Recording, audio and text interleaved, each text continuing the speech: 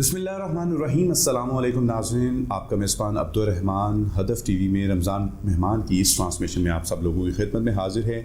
और बड़ा ही खूबसूरत महीना जा रहा है और जो गर्मी का ज़ोर था वो स्पेशली इस बाबरकत महीने की निस्बत से बड़ा कम हो गया है और बड़ा कंफर्टेबल तरीके से हर शख्स जो है वो रोज़े रख रहे हैं। और जिन लोगों को शायद ये खौफ था कि गर्मी बहुत है, रोज़े रख पाएंगे या नहीं रख पाएंगे, तो उनके लिए भी अल्लाह ताला की रहमत इस वक्त निछावर हो रही है। अल्लाह ताला इस मूज़ी वायरस से भी तमाम दुनिया को इस रमज़ान की बरकत से छुटकारा दे और सब लोग अपनी ज़िंदगी में वैसे ही मामूल के मुताबिक ज़िंदगी गुजारें। लेकिन क्या हम मुसलमान अल्लाह ताला ने जिस मकसद के लिए इस कायनात में, इस दुनिया में इंसान को भेजा है, क्या वो उस मकसद को अभी तक मीट कर पाए हैं, उस तक पहुंच पाए हैं, या उन्होंने उस तक पहुंचने की कोशिश की है? अगर कोशिश नहीं की या उनको ज़राए नहीं मिल रहे कि किस तरीके से हमने वहां पहुंचना है, तो क्या उन्होंने उसके लिए भी कोशिश की है? अगर अभी तक कोशिश नहीं की लेकिन ख्याल था, नीयत अच्छी थी, तो आज का ये प्रोग्राम आप सब लोगों के लिए बहुत ही सूदमंद होने वाला है।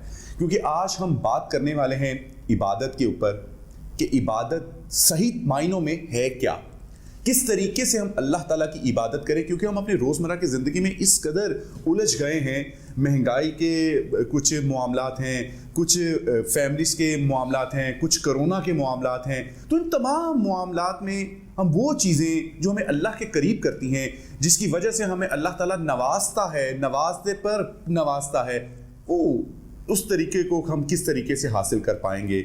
मैं मेहमानों से तारुफ करवाता चलूँ, और स्पेशली आज के इस उन्वान के लिए हमने जिस शख्सियत को मदऊ किया है वो आप सब लोगों की हर दिल अजीज़ प्रोफेसर रफ़रफ़ साहब हमारे साथ, जो किसी तारुफ के मोहताज नहीं है। बहुत शुक्रिया सर आपकी तशरीफ़ आवरी का। जी, इसके साथ साथ आज आपको एक ऐसी मोटिवेशनल पर्सनैलिटी के साथ हम इंट्रैक्शन करवाएंगे जो कि मैं कहता हूं कि इस दौरे हाज़िर की बहुत बड़ी ज़रूरत है। क्योंकि हमारा मुआशरा, स्पेशली हमारी जो यूथ है, वो एक ऐसी दहज पर चली जा रही है और चलती ही चली जा रही है। कोई रोकने वाला नहीं है, कोई पूछने वाला नहीं है। और अमीर का वो जो है शौक़ है और गरीब की वो बुराई है, जिसे हम सब लोग ड्रग्स यानी कि मनशियात, हर कोई सिगरेट से स्टार्ट होता है, न जाने क्या क्या क्या करता है, और उसके बाद एक बड़ा ही उसके ऊपर एक स्टैंप लग जाती है कि अब इसका कुछ नहीं हो सकता, अब इसको कहीं ना कहीं फेंक दो, या उसके लिए दुआएं की जाती हैं कि ये मर ही जाए तो ये अच्छा है। या वो वालिदैन जिनका इकलौता बेटा है या इकलौती बेटी है, वो इन तमाम तर मामलात में जब फंस जाते हैं तो किस तरीके से निकला जाए। आज हमारे साथ जो पर्सनैलिटी हैं, नाम है उनका सलीम खान, और ज़िंदगी के वो अदवार उन्होंने देखे हैं कि जो शायद ही कोई शख्स अपनी ज़िंदगी में देख सके। लेकिन उसके बाद वही टॉपिक जो आज का टॉपिक है, इबादत, उस इबादत की लगन जो थी उसने उनकी ज़िंदगी में इनकलाब बर्पा कर दिया।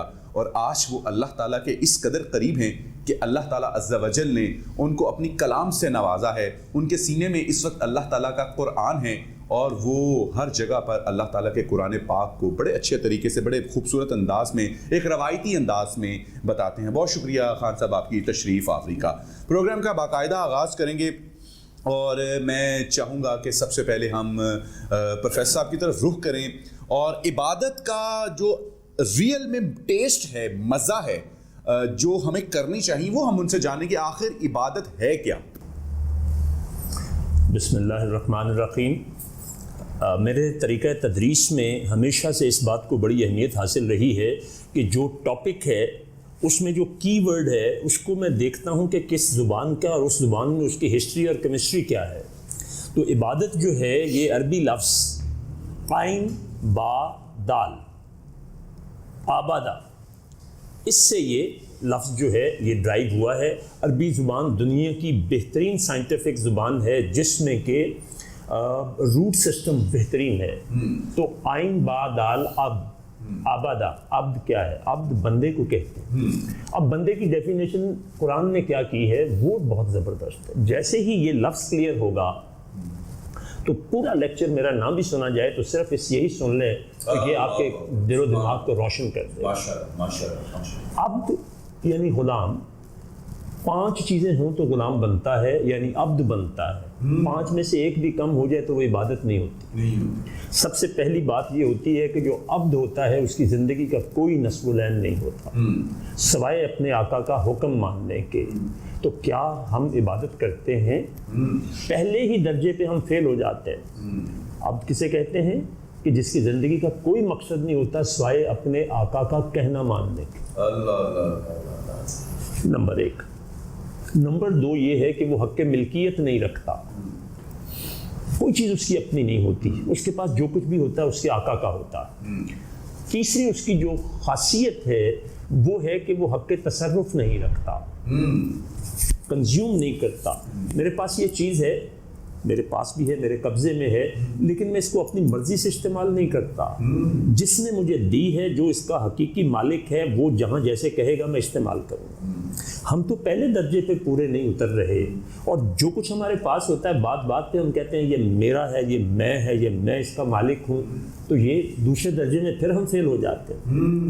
تیسرا درجہ، ہم اللہ کی دی ہوئی کسی بھی چیز کو اس کی مرضی کے خلاف استعمال کرتے ہیں.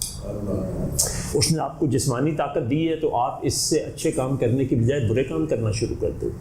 اللہ نے پیسہ دیا ہے تو اس پیسے کو، دین نے تو پیسے کو خیر کہا ہے، ہم اس کو شر میں استعمال کرتے ہیں. تو ہم عبادت کے ہر درجے پہ فیل ہو رہے ہیں.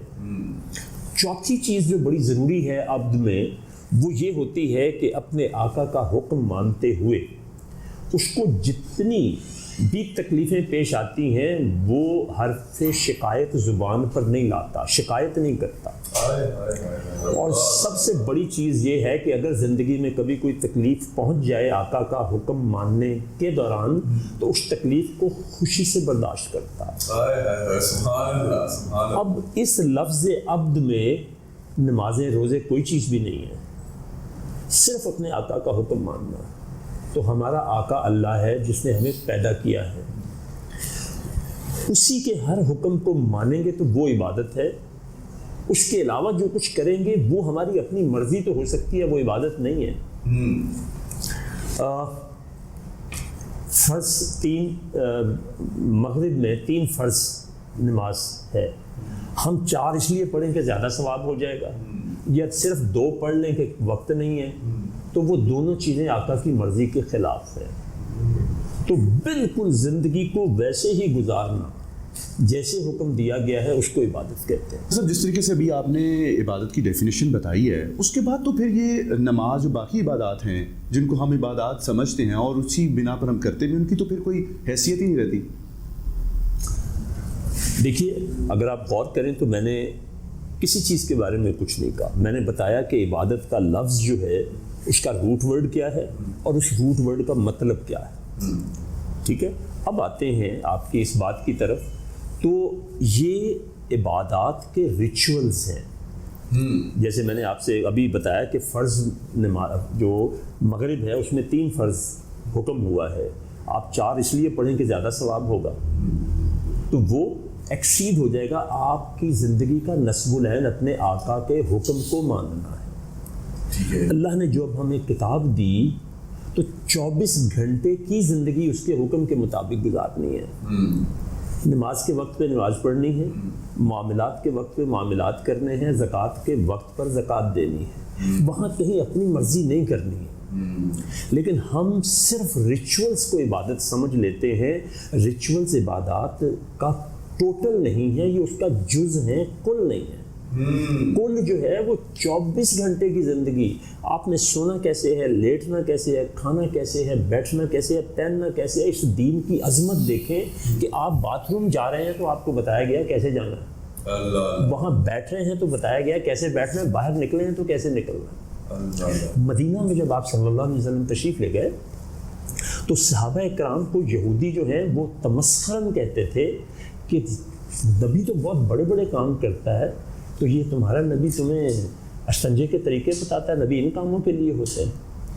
آخری الزمان آپ صلی اللہ علیہ وسلم کا اسوے کو بہترین اللہ نے اسی لیے کہا ہے کہ آپ قرآن کی چلتی پھرتی تصویر ہیں، تفسیر ہیں، کہ زندگی جیسے آپ نے گزاری بالکل ویسے ہی ہم گزاریں گے تو وہ عبادت ہے. اپنی مرضی سے گزاریں گے تو وہ عبادت نہیں. میرے ان 5 لفظوں کو غور سے دیکھیں جو کریکٹرسٹک بتائیں، دوبارہ دہرا دیتا ہوں. غلام جو ہوتا ہے، بندہ جو ہوتا ہے، عبد جو ہوتا ہے، اس کی زندگی کا کوئی نصب العین نہیں ہوتا سوائے اس کے کہ جو اس کو اس کے آقا نے کہہ دیا وہی اس کے لیے حرف آخر ہے. وہ حق ملکیت نہیں رکھتا، اس کو جو دیا جاتا ہے وہ آقا اپنی مرضی سے دیتا ہے، تو وہ اس کو آقا کی مرضی سے استعمال کرتا ہے. اللہ اکبر. چوتھا یہ ہے کہ وہ اپنے آقا کے حکم کو جب پورا کر رہا ہوتا ہے، کوئی تکلیف آ جائے تو برداشت کرتا ہے. یہ دنیا میں کام ہو سکتے ہیں، لیکن 5ویں چیز جو بڑی کمال ہے مسلم عبد کی، وہ یہ ہے کہ حرف شکایت زبان پہ نہیں لاتا. اللہ کے راستے پہ چلنے والی ملنے والی ہر تکلیف کو وہ خوشی سے برداشت ایکسیپٹ کر لیتا ہے. زبردست. اچھا خان صاحب بتائیے کس طریقے سے آپ کی زندگی میں یہ انقلاب آیا، کس طریقے سے آپ اس چیز سے ہٹے، جو میرے ویورز جاننا چاہیں گے. بس ایک دن میرے ذہن میں آیا، سنتے تھے اکثر لوگوں سے کہ مسلمان کی ایک شرط ہے کہ جنازے کے وقت پوچھا جاتا ہے کسی نے اس کو نماز پڑھتے بھی کبھی دیکھا ہے کہ نہیں. گھروں میں سنتے تھے کہ میت کی یہ بھی ایک شرط ہے جنازے کی مسلمان کی کہ اس شخص کو کسی نے نماز پڑھتے دیکھا ہے کہ نہیں. تو بس میرے دل میں ہے تو ایک دن میں نماز پڑھنے چلا گیا مسجد میں. آپ کا موضوع تھا عبادت، تو میرے بھی دل میں آیا میں بھی اللہ کا بنایا ہوں، میں بھی عبادت کر لوں. تو نماز پڑھنے چلا گیا. جب میں نماز پڑھ کے نیچے آیا مسجد سے تو میں کہ گہری سوچ میں پڑ گیا کہ یار میں کیا پڑھ کے یہ میں کیا پڑھ کے اللہ اکبر سے لے کے السلام علیکم ورحمۃ اللہ، اس میں نے کیا پڑھا ہے.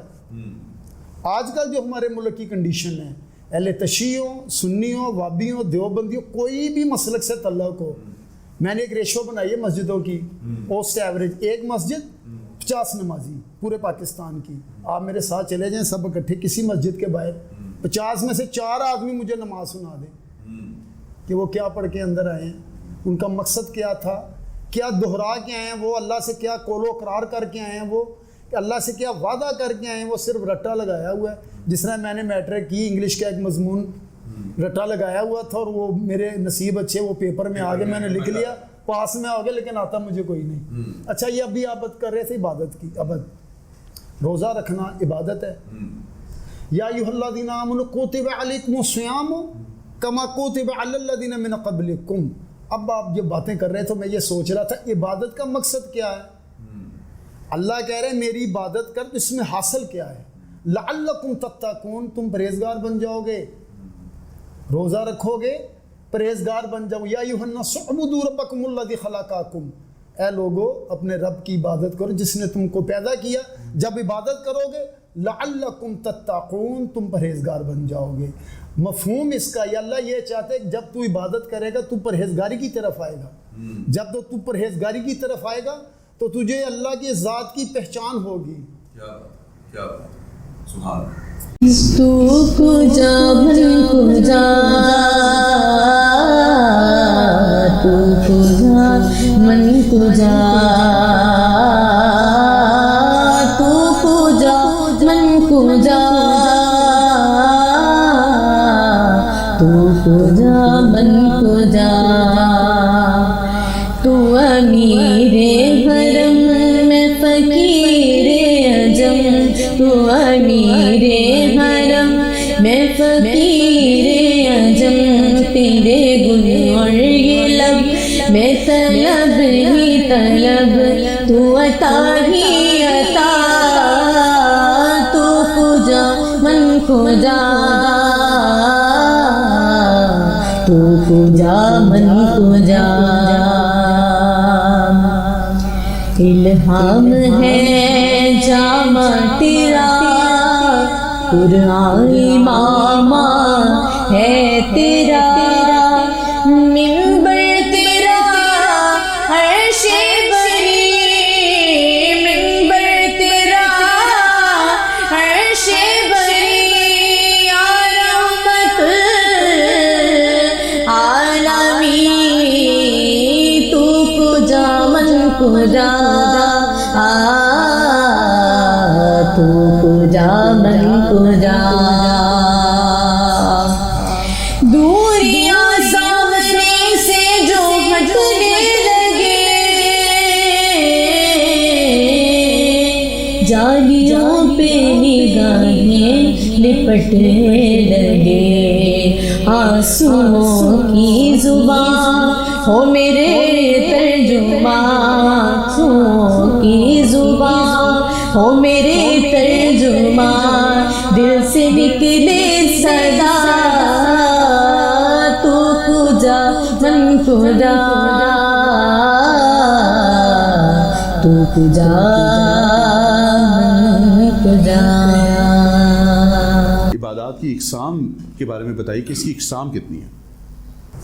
اس کو دو حصوں میں تقسیم کیا جاتا ہے، ایک عبادت اجباری ہے اور ایک عبادت اختیاری ہے۔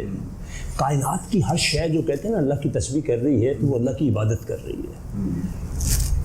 اس کو پہلے تو میں اجباری کی بات کرتا ہوں۔ اجباری جبر سے ہے۔ چھری جو ہے اس کا کام کیا ہے؟ کاٹنا۔ آپ کا کام جلانا ہے۔ نیک اور بد کسی کو بھی آپ اس میں پھینکیں گے تو وہ اس کو جلا دے گی۔ چھری نیک پہ بد پہ جس پہ بھی چلائیں گے وہ کاٹ دے، کیونکہ چھری کی عبادت یہ ہے کہ اس نے کاٹنا، اس کی فرما برداری یہ ہے کہ وہ کاٹے گی، سوائے اس ایک وقت کے جب حضرت ابراہیم نے گلے پہ چلائی تو اس کو حکم دیا گیا کہ تم نے نہیں کاٹنا۔ اس عبادت کو اسلام میں یا اللہ کے نزدیک اہمیت حاصل نہیں ہے۔ اجباری عبادت کو جیسے دیکھیں، شیر جو ہے وہ بھوکا تو مر جائے گا، گھاس نہیں کھائے گا۔ بکری بھوکی مر جائے گی، گوشت نہیں کھائے گی۔ ایک پگڈنڈی کھیت کی اس کے ساتھ ساتھ چلتی ہوئی ایک بکری جو ہے یا بیل جو ہے وہ اس میں کھانے کے لیے چلا جائے گا، یہ نہیں دیکھے گا کہ مجھے کھانا چاہیے کہ نہیں کھانا چاہیے، جیسے ہی پیٹ بھرے گا باہر آ جائے گا۔ اب ان چیزوں کو ذرا ذہن میں رکھیے گا اور پھر میری دوسری بات سنیے، عبادت اختیاری۔ اختیاری عبادت وہ ہوتی ہے جو انسان کرتے ہیں، جس میں ان کے پاس اختیار ہے۔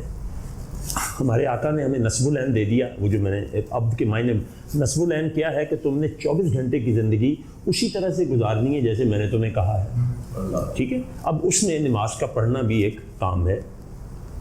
ایک آدمی پڑھتا ہے اور ایک نہیں پڑھتا، ان کے پاس اختیار آ گیا نا۔ ایک نے اپنے آپ کو اللہ کے حکم کے تابع رکھا، جو آقا نے کہا تھا جیسے کہا تھا وہی کیا، اور ایک نے نہیں کیا۔ تو اسی وجہ سے جو انسان کا حساب ہوگا نا آخرت میں، یہ صرف اسی وجہ سے ہوگا کہ اس کو اختیار دیا گیا تھا۔ جانور بھی تو ظلم ایک دوسرے پہ کرتے ہیں، جانور کے ظلم کا جو حساب ہوگا وہ صرف اتنا ہوگا، یعنی یہ کتنی عام چیز ہے کہ ایک سینگ والی بکری نے بے سینگ بکری کو اگر ٹکر ماری ہوگی تو یہ زیادتی کی ہے نا۔ روز قیامت انہیں زندہ کر کے دوسری بکری کو سینگ دیے جائیں گے اور وہ اتنی قوت سے اس کو سینگ مارے گی، اس کے بعد ان دونوں کو ختم کر دیا جائے گا۔ جنت جو ہے وہ صرف انسانوں اور جنوں کے لیے ہے۔ تو انسان اور جن جو ہے یہ دو وہ چیزیں ہیں کہ جن سے اللہ نے سورہ ذاریات میں آتا ہے نا وما خلقت الجن، کہ اللہ نے جنوں اور انسانوں کو اپنی عبادت کے لیے پیدا کیا۔ تو یہاں آ کے جو بہت بڑی غلطی ہوتی ہے ہم سے، ہم عبادت کا مطلب وہ مخصوص ریچولز لے لیتے ہیں۔ دیکھیں آپ نے ایسے لوگ دیکھے ہوں گے جو 7 وقت کے نمازی ہیں لیکن ان کا کردار کیا ہوتا ہے، اور ایک وہ ہیں کہ جنہوں نے ایک مسجد کی شکل تک نہیں دیکھی ہوتی، ان کا کردار کیا ہوتا ہے۔ تو اس لیے اگر ایک شخص انتہائی ایماندار ہے، سب کچھ ٹھیک کرتا ہے، نماز نہیں پڑھتا، زکوٰۃ نہیں دیتا یا روزہ نہیں رکھتا، تو وہ یہ مت سمجھے کہ میری بخشش ہو جائے گی۔ 24 گھنٹے کی زندگی، یہ میں دہرایا بھی ہے کئی دفعہ، آئندہ بھی دہراؤں گا، 24 گھنٹے کی زندگی بالکل ویسے ہی گزارنی ہے جیسے حکم دیا گیا ہے، تو وہ عبادت ہے۔ اس میں جہاں جہاں آپ نے اپنی مرضی کی ہے وہ عبادت نہیں ہے۔ تو زندگی تو پھر بڑی مشکل ہو گئی۔ پھر تو جو معاملات ہیں، جو چیزیں ہمیں بتائی جاتی ہیں علماء دین کی طرف سے، جس طریقے سے آپ بتا رہے ہیں، پھر تو ہر سانس کا بھی جو ہے وہ جواب دینا پڑے گا، تو کس طریقے سے زندگی گزرے گی؟ اسی لیے اس کا اجر بھی تو بہت زیادہ ہے۔ یہ جو سانس والی بات کی ہے نا، پنجابی ادب میں اگر آپ جائیں تو سلطان باہو اور یہ پاک پتن والے بابا فرید، یہ دو وہ بزرگ ہیں صوفی جنہوں نے شریعت کو کسی بھی لمحے نہیں چھوڑا۔ تو سلطان باہو کہتے ہیں کہ جو دم غافل سو دم کافر، سانو مرشد اے پڑھایا ہو سنیا سخن گئیاں کل اکھیں اساں چت مولا ول لایا ہو مرن تھی اگے مر گئے باہو تا مطلب نو پایا ہو. ایک سانس بھی اگر اللہ کے ذکر سے خالی رہ گئی تو وہ کافر ہو گئی. اس سانس کا میں حساب کیسے دوں گا؟ میرا گلا میرا منگتا میرا غلام میرا گلا میرا منگتا میرا غلام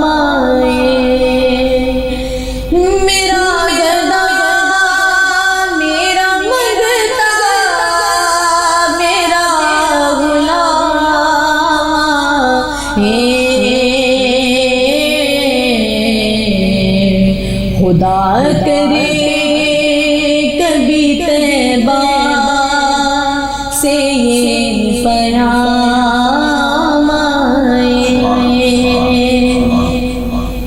درود سید کونین کے وسیلے سے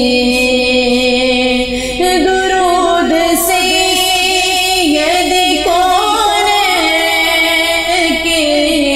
وسیلے سے میری زبان پہ آقا تیرا ہی نام آئے تیرا ہی نام آئے میری زبان پہ آقا تیرا ہی نام آئے اور غلام زہرا میں تو علی کا نوکر ہوں غلام زہرا میں تو علی کا نوکر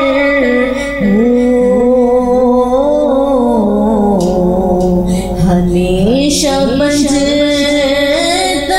نسبت ہی میرے کام آئے میرے ہی کام آئے ہمیشہ بجتنی نسبت ہی میرے کام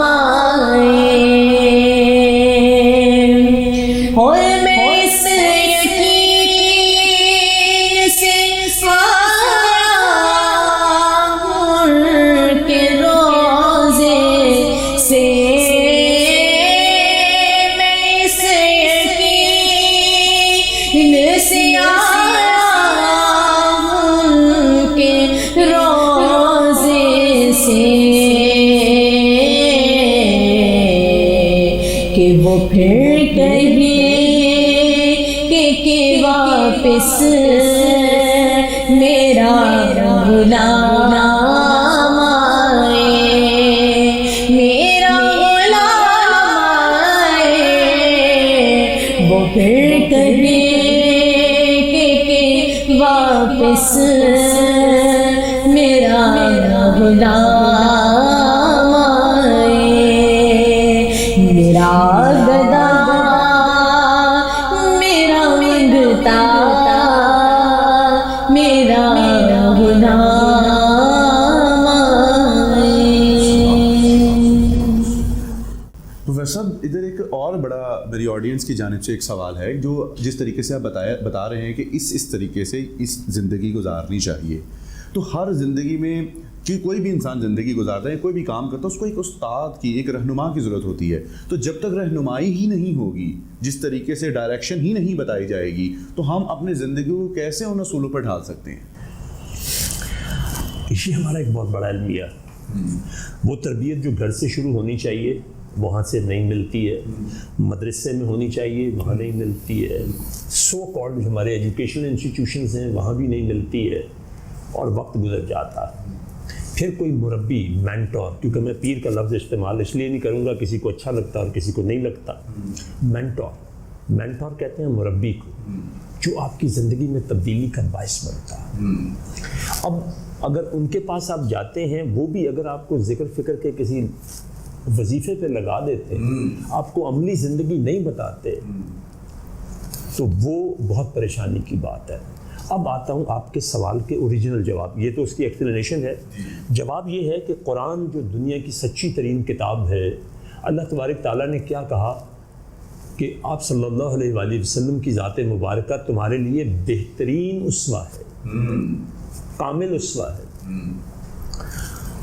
اب صبح اٹھتے ہی پہلی آنکھیں کیسے کھولنی ہیں اور رات کو بستر پہ لیٹنے وقت تک آنکھیں بند کیسے کرنی ہے، وہ 24 گھنٹے کی زندگی آپ صلی اللہ علیہ وسلم کی ہمارے سامنے۔ جیسے کل میں سیرت کا تھوڑا سا بیان کر رہا تھا نا، کہ آپ صلی اللہ علیہ وسلم کی سیرت کا مطلب ہوتا ہے اچھی اور پختہ آداب جو کنٹینیو بھی ہوں، اور یہ جو آپ نے فرمایا نا زندگی مشکل ہو جائے گی تو زندگی آسان ہو جائے گی۔ دیکھیں وہ جو تیرے فقیر ہوتے ہیں وہ آدمی بے نظیر ہوتے ہیں، یہ شاعری میں سننے والی بات نہیں ہے، یہ عمل سے سمجھنے والی بات ہے کہ جو اللہ کی راہ پہ چلتا ہے، وہ اللہ کہتا ہے نا میری طرف چل کر آؤ تو میں تمہاری طرف دوڑ کر آؤں گا، تو آپ اس کے راستے پہ چلیں تو صحیح، کوئی مشکل پیش نہیں آتی ہے۔ ڈاکٹر صاحب پروفیسر راستے کی بات ہی ہو رہی ہے نا، جس طریقے سے بھی اب ساری باتیں بتا رہے ہیں، ہم خود قرآن پاک کو سکھاتے ہیں اور لوگ اس کو سیکھتے ہیں، پوری دنیا میں ہر بندہ آپ کو سنتا ہے، جانتا ہے، لیکن آپ ایک سکھانے والے ہیں۔ آپ کی ایک پہچان ہی اگر بندے کو 25 سال بعد جا کر پتہ چلے، جس طرح مجھے اگر پتہ چلتا ہے 20 سال میں زندگی میں ٹھوکریں کھا رہا ہوں، مجھے پتہ نہیں زندگی اصولوں کے مطابق گزارنی ہے، تو پھر ہی وہ پراپر زندگی ہے اور پھر ہی وہ عبادات میں کنسیڈر ہوگی۔ لیکن اگر آپ کا پتہ ہی ہمیں 25 سال بعد پتہ چلتا ہے تو پھر وہ جو 25 سال گئے وہ تو ضائع ہو گئے۔ آپ کے 25 گئے، میرے تو 50 گئے۔ میں نے یہ ساری چیزیں 50 سال کی عمر کے بعد سیکھی ہیں، اور جو میں نے کل آپ کو بتا رہا تھا کہ قرآن کو سمجھنے والا اور سمجھانے والا کام جو ہے وہ 60 سال کی عمر کے بعد شروع ہو۔ تو جب بھی آپ کو رہنمائی مل جائے، یہ اچھا ایک بڑی خاص بات میں آپ کو یاد رکھوں، ہم اپنے دل سے رہنمائی کبھی نہیں لیتے، دل آپ کی غلط رہنمائی نہیں کرتا۔ آپ صلی اللہ علیہ وسلم نے ایک صحابی کو کہیں بھیجا اور آپ نے فرمایا کہ تمہیں فیصلہ کرنا پڑے تو کہاں سے کرو گے؟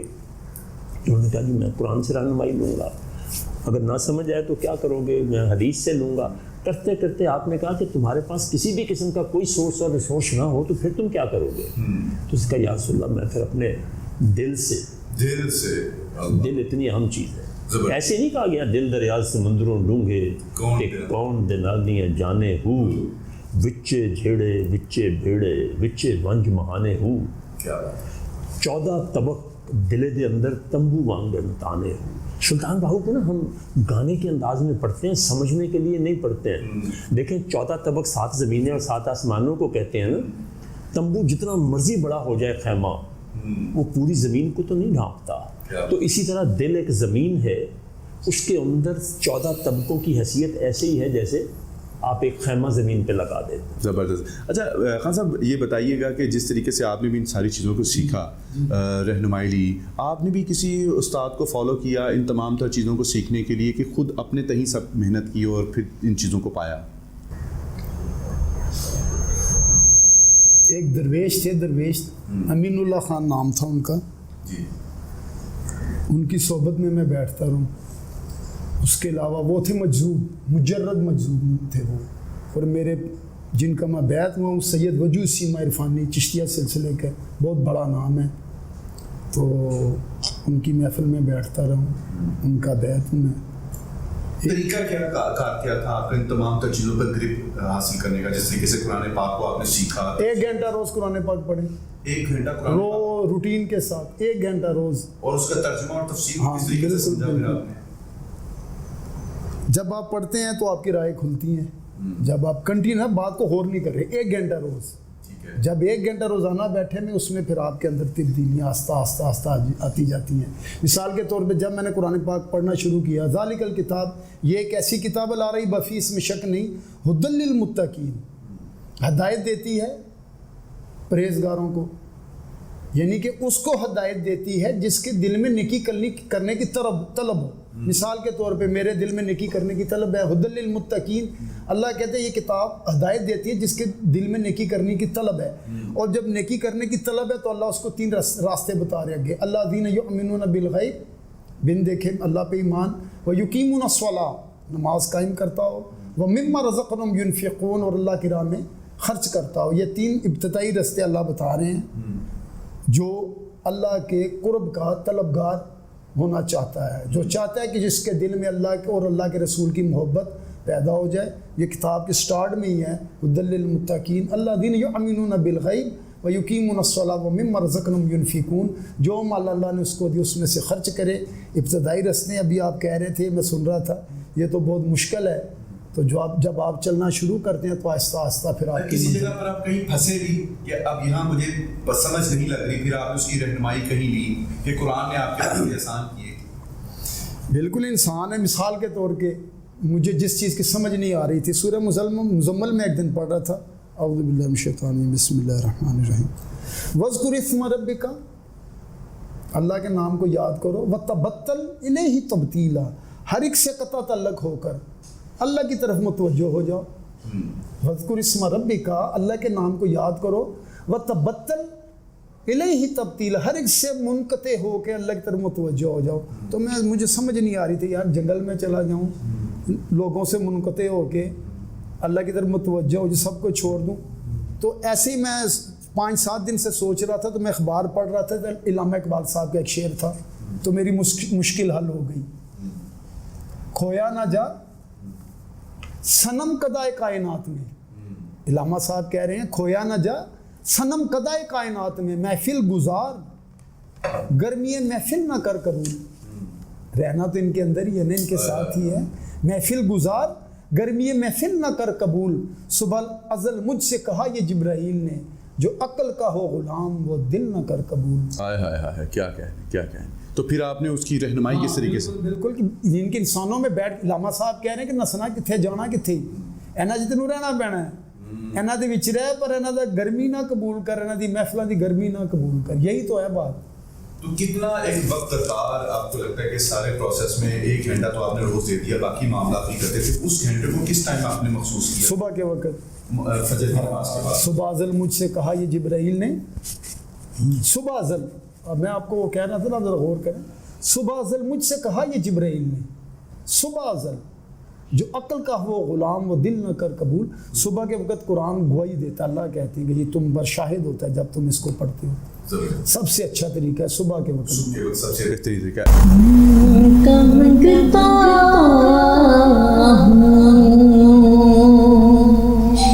جو منگتا نہیں ہونے دیتے،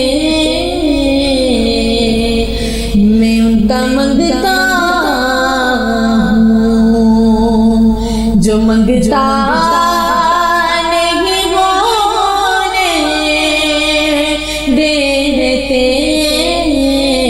میرے آقا میرے آقا میرے آقا مجھے رسوا نہیں ہونے دیتے، میں ان کا منگتا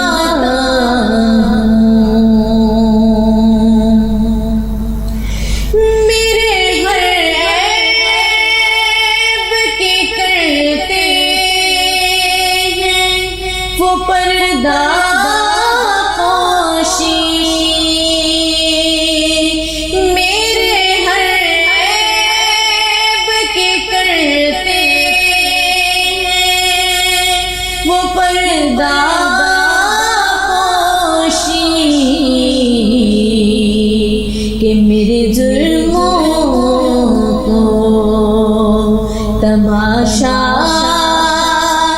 نہیں ہونے دیتے، میں ان کا منگتا ہوں. جو منگتا نہیں ہونے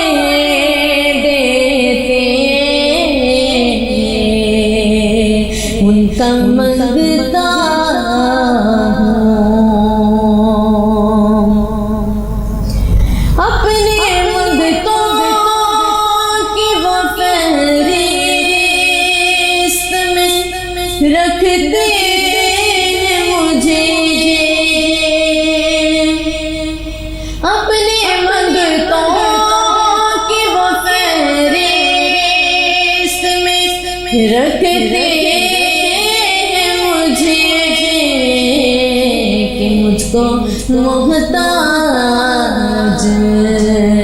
ज़माने का नहीं होने देते, मैं उनका मंगता हूँ कि बात करता तो सांसों से महक आती है, बात करता तो सांसों से महक आती है कि मेरे लहजे को वो मैला नहीं होने देते, मैं उनका मंगता हूँ जो मंगता नहीं होने देते, मैं उनका मंगता हूँ। अच्छा प्रोफेसर, हर मज़हब में इबादत है। इस्लाम का जो तसव्वुर इबादत है वो दूसरे मज़ाहिब से किस तरीके से मुख्तलिफ है? इंतहाई अहम तरीन सवाल पूछा आपने। देखिए, इबादत जो है ना वो इंसान की मजबूरी है। अगर आप इसकी हिस्ट्री में जाएं ना कि इंसान इबादत की तरफ कैसे आया है, अंबिया इकराम का आना जो था वो हिदायत के लिए था। जब अल्लाह तबारक ताला ने रूहों को तख्लीक किया तो उनसे एक अल्लाह ने अहद लिया था, अलस्तु बिरब्बिकुम, जो हम मारूफ इस्तेमाल करते हैं कलमा, कि क्या मैं तुम्हारा रब नहीं हूँ? तो सब ने कहा क़ालू बला, हाँ तुम्हारा रब है। तो हमारी रूहें जो हैं, जो हमारे जिसकी वजह से हम ज़िंदा बैठे हैं इस वक्त, एक दूसरे के साथ बात कर रहे हैं, तो वो मजबूर है कि वो इबादत के बगैर नहीं रह सकता। लेकिन रहनुमाई जब नहीं होती तो वो इबादत तो ज़रूर करता है लेकिन वो गुमराही के साथ करता है। शुरू में जो इबादत हुई है, इंसान इस तरफ आया है तो जिस चीज़ को भी उसने ताकतवर अपने आप से ज़्यादा पाया उसके सामने झुक गया। सांप खतरनाक है, उसके सामने झुक गया। शेर देखा, पहाड़ देखा, सूरज देखा, तो ये सब देवता बनते चले गए। अल्लाह ने इन चीज़ों के लिए नहीं बनाए। सब चीज़ों की ताकत का असल मज़हर तो अल्लाह तबारक ताला खुद है। तो इसलिए वो जो आपको कहा था ना कि रहनुमाई वाली बात, तो रहनुमाई कुरान हमें बेहतरीन देता है। मैं बड़ी तफसील से बता चुका हूँ, सिर्फ थोड़ा सा उसको मैं दोबारा दोहराऊँगा। अगर ये रहनुमाई ना देता तो अल्लाह तबारक ताला कभी एक ही सूरत में 4 दफ़ा आता है कि हमने इसको इंतहाई आसान करके उतारा है। कोई जो इससे रहनुमाई ले, इसको सीखना चाहे, इससे फ़ायदा उठाना चाहे। तो ये चीज़ें जो है दुनिया में इसका आगाज़ इस तरह से हुआ कि झुकना शुरू किया इंसान ने। अब आते हैं तसव्वुर इबादत दीगर मज़ाहिब में क्या है। दीगर तमाम मज़ाहिब में जो गैर इल्हामी मज़ाहिब हैं उनमें जो इबादत का तसव्वुर है वो ये है कि अपने से ज़्यादा ताकतवर चीज़ के सामने झुक जा। अच्छा, इसीलिए हमें वो डिफरेंट चीज़ों के बुत बने हुए मिलते हैं, हर शाम का कहीं कहीं कभी कहीं। एक सवाल पूछे दुनिया से, वो किसी ने भी नहीं आज तक आपको बताया होगा कि दुनिया में बुत परस्ती का आगाज़ कैसे हुआ, ये कहाँ से आ गया? क्या किसी नबी ने कहा था, किसी पीर फ़कीर ने, किसने कहा था? अच्छा, तो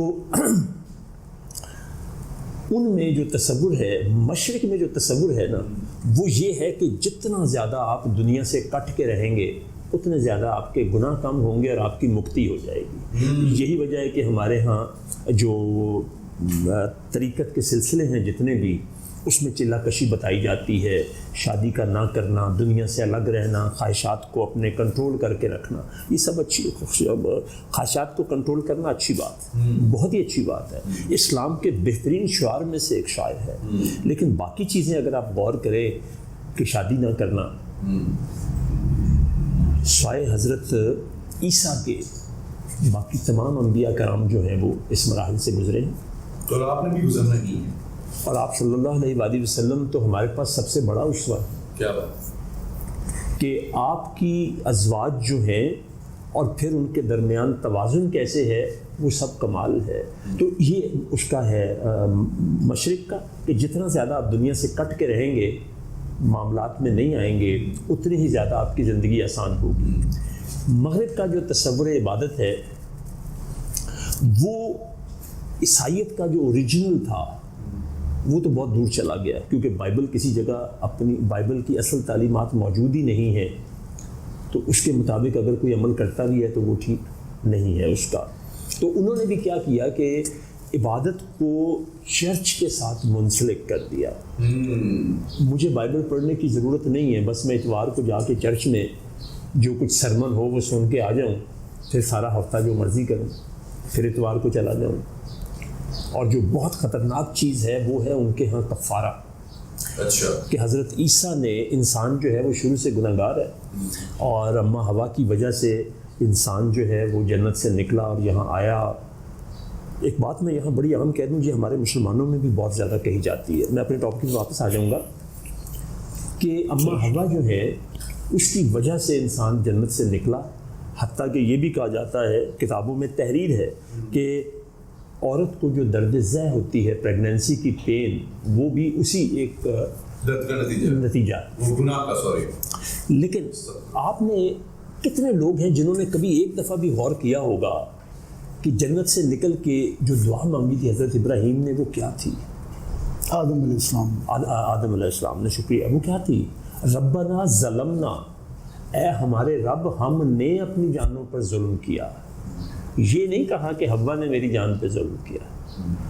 جمع کا صیغہ استعمال ہوا کہ اللہ تو نے نہ معاف کیا تو ہم گھاٹا پانے والوں میں سے ہو جائیں گے.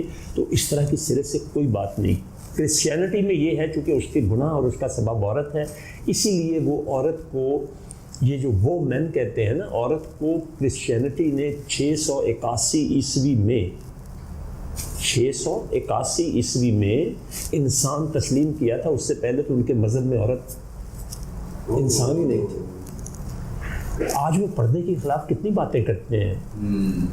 اس وقت بادشاہوں کے محل میں سورج مکھی کا پھول لگانا حکمن منع تھا کہ سورج مکھی جو ہے وہ انسانی آنکھ سے مشابہ ہے، اس کے اندر وہ جو کالے کالے تل ہوتے ہیں تو وہ عورتوں کو دیکھیں گے. ہماری عورت تو اپنے اوپر ایک اوڑھنی اوڑھتی ہے. کرسچن عورتیں جو ہیں ان کو ان کے مذہبی شعار میں 3 پردے کرنے پڑتے تھے. آج بھی اگر آپ وہ ننز وغیرہ دیکھیں تو وہ کس طرح سے پوری طرح سے کور ہوتی ہے، کپڑوں کے اوپر کپڑے پھر کپڑے. تو مغرب میں جو تصور ہے عبادت کا، وہ میٹیریلزم کی طرف لوگ اتنا چلے گئے ہیں کہ وہ عبادت کو ضرورت ہی نہیں سمجھتے، جس وجہ سے وہاں بہت سارے نفسیاتی اور دوسرے مسائل پیدا ہوتے ہیں. ہمارے وہ لوگ جو مدارس سے نکلتے ہیں اور مساجد میں خدمات سر انجام دیتے ہیں، ابھی پتہ کیجئے گا جا کے جو اوقاف کے ملازم ہیں انہیں تو چلیں کچھ تھوڑی بہت تنخواہ مل ہی جاتی ہے، لیکن جو مسجد کمیٹیوں سے تنخواہ پاتے ہیں انتہائی کم معاوضہ ہوتا ہے. فاؤنٹین ہاؤس میں 96 سے جا رہا ہوں، ابھی تک میں نے کسی مذہبی آدمی کو، مولوی کی بات نہیں کر رہا، داڑھی ہونا، مولوی ہونا، مذہبی ہونے کی ایک علامت تو ہو سکتی ہے، دیندار لوگوں کو میں نے کبھی نہیں دیکھا کہ ان کو دماغی امراض ہوتے. ان کو ڈپریشن کے مریض آپ نہیں دیکھیں گے، وہ نشے کی طرف نہیں جاتے. حالانکہ جتنی تکلیف میں ہمارے یہ جو مساجد کے خدام ہیں، علماء ہیں، ائمہ ہیں، بہت بڑے جہاد کی زندگی گزارتے ہیں. ہم کہتے ہیں مولوی صاحب تسی تے خدمت، اگر کبھی وہ اپنی ضرورت بیان کر دیں نا، وہ کہتے ہیں تسی کی کرتے اللہ والے تو ہمیں روٹی مل رہی، تسی تے دیندار. اس کے بچے نہیں ہیں، اس کی بیوی نہیں ہے، انہوں نے تعلیم حاصل نہیں کرنی، انہوں نے بیمار نہیں ہونا. تو یہ اسلام کا جو تصور عبادت ہے یہ کنسولمنٹ پیدا کرتا ہے، کنٹینٹمنٹ پیدا کرتا ہے. اور ایک بڑی اہم بات کی طرف آپ کو لے کے چلوں. آپ صلی اللہ علیہ وسلم نے جب ادھر کھڑا لوگوں کو پہاڑ پر بلا کے پہلی دعوت دی تھی نا، آپ کسی بھی کتاب میں پڑھیں گے تو وہ یہیں سے شروع ہوتی ہے کہ آپ نے کہا کہ اگر میں کہوں پہاڑی کے پیچھے دشمن ہے تو تم مان لو گے. اوپننگ سینٹینس جو آپ کا تھا نا، آپ کی زبان مبارک سے جو پہلا جملہ نکلا تھا وہ تھا قولوا لا یا ایھا الناس قولوا لا الہ الا اللہ. ناس جو ہے نا وہ انگریزی میں موب جو ہوتا ہے نا، اس میں ہجوم، اس میں امیر غریب چھوٹا بڑا پڑھے لکھے ان پڑھ سب ہوتے ہیں. تو اس اے سارے ہجوم کہو کہ اللہ ایک ہے، الہ لا الہ الا اللہ، قولوا لا الہ الا اللہ تفلحوا، تاکہ تم کامیاب ہو جاؤ۔ صرف کامیاب ہی نہیں، تملک العرب والعجم، عرب اور عجم پہ چھا جاؤ، پوری دنیا تمہارے زیر نگین آ جائے۔ تو اس پورے جملے میں جو طاقتور ترین لفظ ہے وہ ہے الہ۔ ہم ورد کرتے ہیں لا الہ الا اللہ، کبھی غور کریں کہ اس کا مطلب کیا ہے۔ الہ اس آقا کو کہتے ہیں کہ جس کے پاس تمام طاقتیں موجود ہیں اور ہم خوشی سے اس کا ہر حکم مانیں اور سرے منہ بھی اس کے خلاف نہ جائیں۔ ان عربوں کو الہ جب سمجھ آیا تو وہ بدو، مطلب جن کو کسی بھی قسم کی کوئی تہذیب نہیں تھی بقول باہری کی دنیا کے، تو انہوں نے پوری دنیا کو فتح کیا۔ حضرت عمر رضی اللہ تعالیٰ عنہ جو ہیں، ان کو وہ سکندر اعظم کچھ بھی نہیں ہے ان کے مقابلے میں۔ میں اگر آپ کو اسٹیٹسٹکس بتانی شروع کروں تو آپ حیران ہو جائیں گے، سکندر اعظم نے آپ کے مقابلے ان سے بڑا فاتح آج تک پیدا ہی نہیں ہوا۔ 800 یا 850 مربع میل 10 سال دور ہے ان کی خلافت کا۔ 800 مربع میل بہت بڑی جگہ ہوتی ہے۔ 800 مربع میل روز اسلامی خلافت میں داخل ہوتا تھا، صرف اس لیے کہ آپ صلی اللہ علیہ وسلم کا وہ پہلا فرمایا ہوا جملہ جس کے دل میں اترتا چلا گیا، تو وہ جو شاعر نے کہا نا، جو بھی تیرے فقیر ہوتے ہیں وہ آدمی بے نظیر ہوتے ہیں۔ کیا بات۔ تو یہ تصور جو ہے یہ عام تصور اسلام کا نہیں ہے۔ تصور عبادت جو اسلام کے تصور عبادت نے اتنی آزادی اور اتنی جرت دی ہے کہ خلیفہ وقت شیطان انسانوں میں سے اگر کسی کا نام لے کے ان سے ڈرتا تھا تو وہ روایات میں آتا ہے کہ حضرت عمر فاروق رضی اللہ تعالیٰ جن کے بارے میں آپ صلی اللہ علیہ وسلم کو مراد رسول بھی کہا جاتا ہے، سبحان اللہ، اور انہوں نے جو کچھ کیا سلطنت کے اعتبار سے، انتظامی اعتبار سے دنیا میں کسی نے نہیں کیا۔ کیا بات۔ ان کی ہیبت اتنی تھی کہ انہوں نے اپنے سگے بیٹے کو جب سزا دی، پتہ لگا کہ اس نے زنا کیا ہے، تو اس کو کھانا بھی پورا نہیں کھانے دیا۔ اس نے اقرار کیا تو لا کے اس کو، جس کی اتنی دہشت ہو، اس عمر سے ایک عام بدو انتہائی دیہاتی قسم کا وہ اٹھ کے سوال کرتا ہے کہ تمہاری قمیض کیسے بن گئی، تمہارا تو قد بڑا لمبا ہے، تو جو مال غنیمت میں چادریں آئی تھی ایک چادر سے تمہارا نہیں بن سکتا۔ آج حکمران بھی ویسے نہیں ہیں اور عوام بھی ویسے نہیں۔ کیا زبردست۔ کوئی کمی نہیں رہی، سب کچھ تمہاریا، کوئی کمی نہیں رہی، سب کچھ تمہاریا، جب سے حضور آپ نے اپنا بنا لیا، کہ مرتا نہیں ہے مر کے بھی آقا کا وہ غلام، مرتا نہیں ہے مر کے بھی آقا کا وہ غلام، کہ جس نے نبی کے عشق میں خود کو مٹا دیا، جس نے نبی کے عشق میں خود کو مٹا دیا، اور دنیا کی ساری نعمتیں اس پر نثار میں، دنیا کی ساری نعمتیں اس پر نثار میں،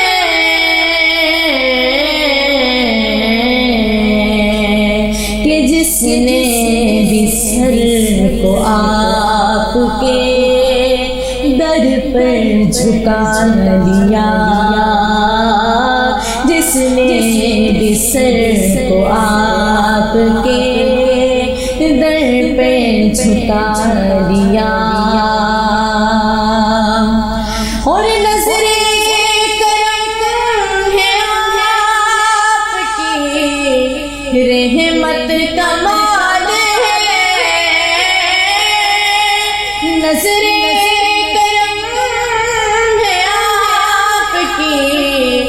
رحمت کمال ہے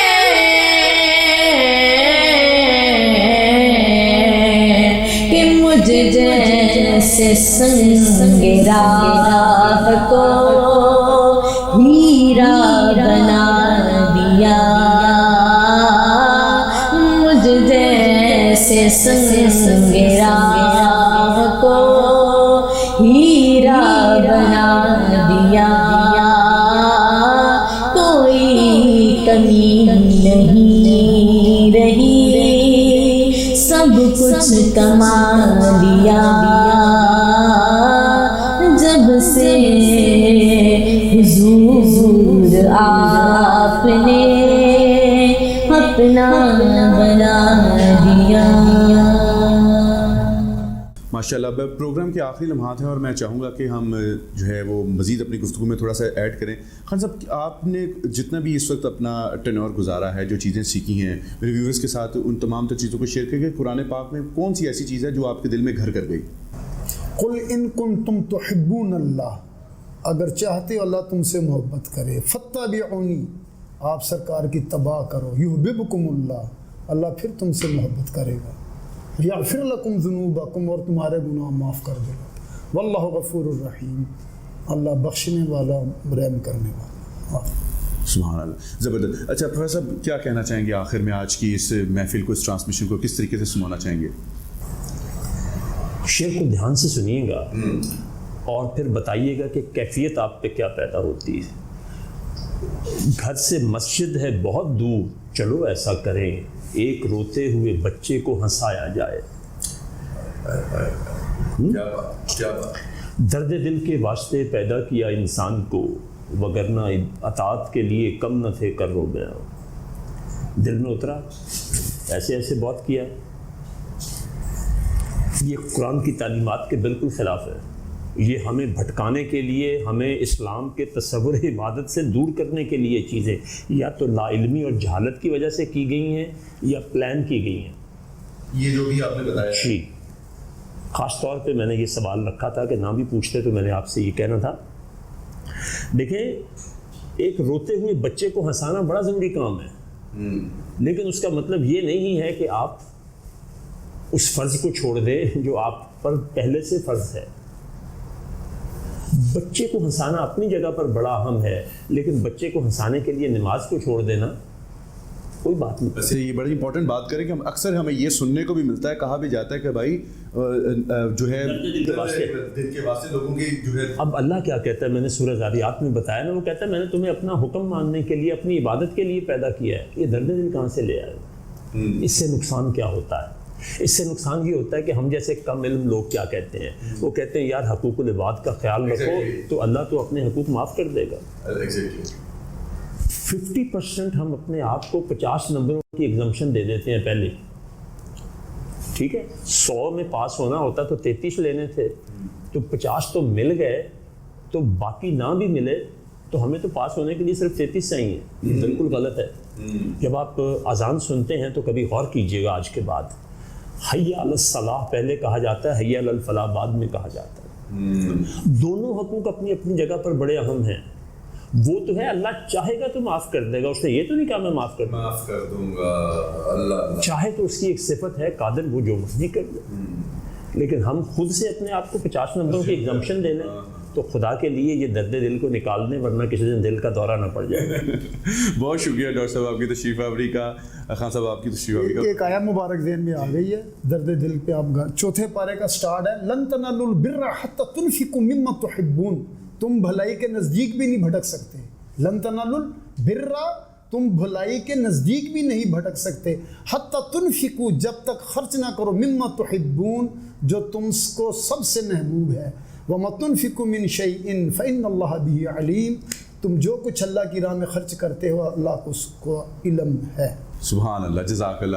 جی تو ویورز، آپ نے گفتگو سنی اور ساری جو چیزوں کی سمری ہے پروفیسر صاحب نے بھی آپ کے سامنے رکھ دی ہے، خان صاحب نے بھی آپ کے سامنے رکھ دی ہے۔